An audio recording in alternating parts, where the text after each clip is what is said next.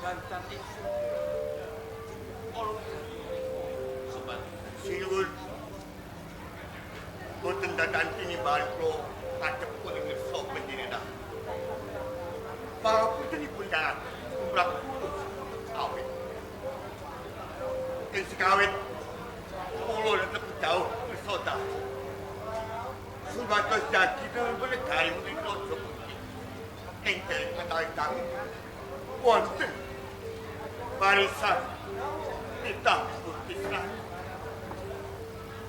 dengan piyambakipun kepengin sanget nyuwun kalih karo dalem pusmane aita njrowan wong sapa saking pawongan urus sapa urus iki lihat badhe misahaken karo panjenengan sedaya menika kajenganipun Prabu Sumbang mestine kowe bisa aweh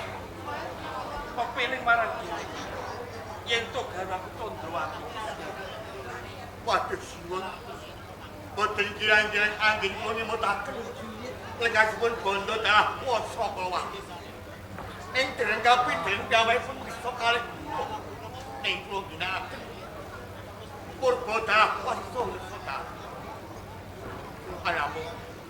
tantu tali wondo tampukipun perang Prajit Molosko dalah wonten projo nganti luwake peperangan tundhulipun sinuwun tundhule kepiye Sugati Praja dalem boten kuwatan diteges prajurit ipun nggih padha mundur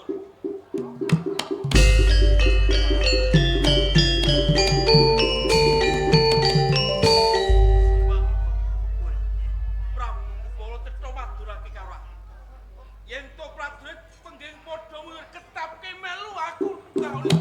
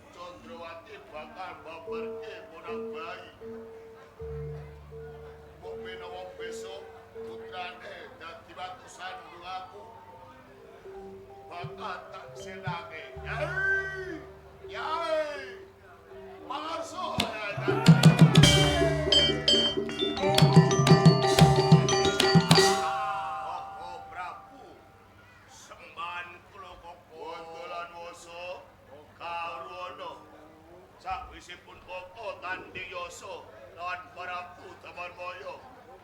durung ana sing kalah lan sing menang dhewe nyandhut mergo iki dina